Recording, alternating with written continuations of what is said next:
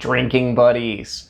I am so excited to be trying these two new bottles from Jack Daniel's. I think that there's a lot of people like me out there who taste most Jack Daniel's products and are like, it's good, but if it was 100 proof or, more proof than it is, it would be a lot better. And these are both 100 proof. They're both bottled in bond, and I'm really excited. Let's get right to it. I'm your drinking buddy.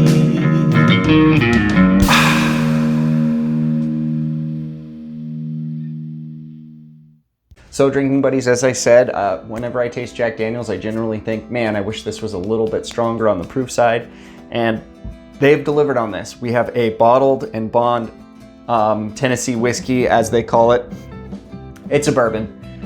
We can go ahead and start this debate in the comments, but Jack Daniel's meets every single legal requirement to be called bourbon. Then they use a filtration process that is unique to Tennessee whiskey. So as a marketing ploy, they call it Tennessee whiskey, not bourbon. However, they sell their used Jack Daniel's barrels as bourbon barrels. So I think that's all you really need to know about it. They couldn't legally sell those barrels as used bourbon barrels if it didn't meet the requirements to be bourbon. So bonded and triple mash. Now this one's a little wild. This one is a blend of bonded American malt, rye, and Tennessee whiskeys. So this is malt whiskey, rye, and Jack Daniel's bourbon mixed together, and it's bottled in bond, 100 proof. So these are at least 4 years old, and I can't say much more about them until we try them. So let's try them out. These are nice 1 liter bottles, which is pretty cool. I guess most of the releases are gonna be 700 milliliter bottles, not even 750s. So, all right, let's start with the bonded. Ooh, it's got a nice nose. Oaky on the nose. And sweet. Oak, sweet, honey.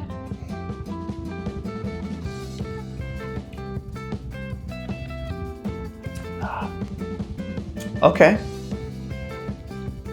Nutty. A little bit of banana thing going on there. Wow, yeah, this is like Jack Daniel's dialed up. It tastes a lot like your standard Jack Daniel's, but just higher proof, better.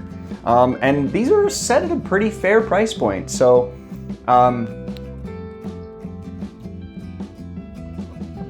this is likely going to be a bottle I'm going to recommend because it's a lower price point. It's 100 proof, and if you like Jack Daniel's, you'll probably love this.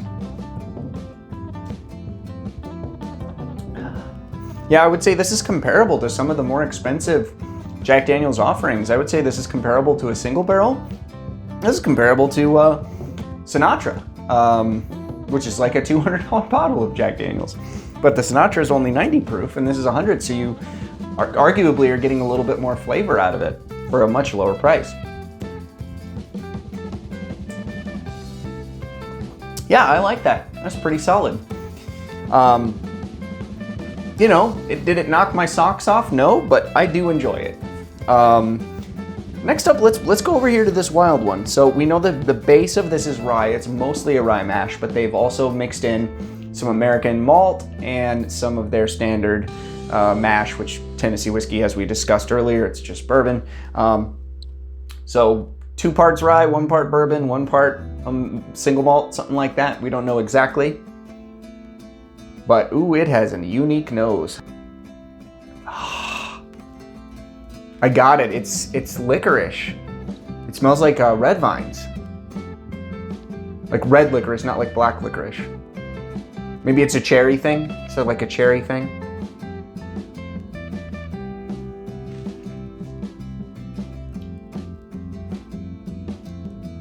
Wow.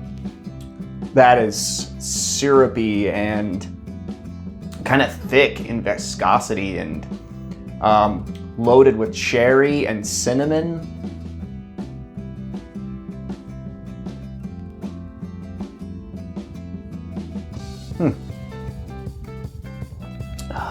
Yeah, that is really unique, really interesting. A little peanut on there too.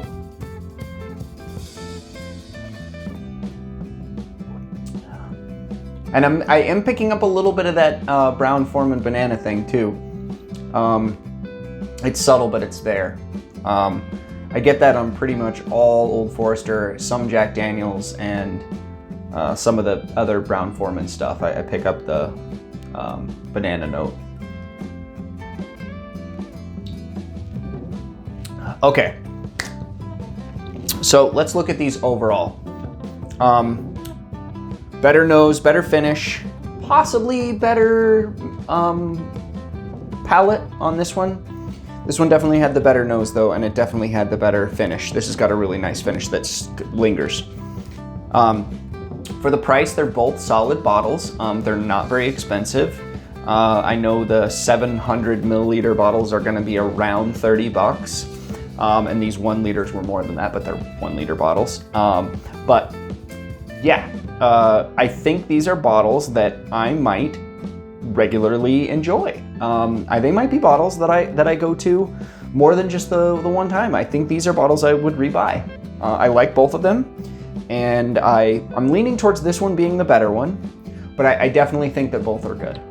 I would be curious to know if this is the exact same bottle as the Jack Daniel's bottled in bond that you can sometimes buy in duty-free shops at airports, or if it's a completely different bottle, or maybe that one's older or younger, I don't know. I'd be really curious to do a side-by-side with that in this, but I don't have the Traveler bottle in bond.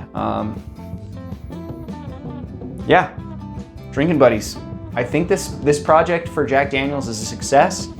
I hope they do more cool stuff like this in the future.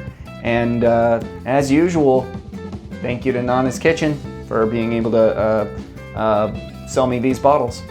Thank you guys so much for liking and subscribing. And I couldn't do this without you guys. We'll see you on the next one. Man, that is peanutty. That is good though.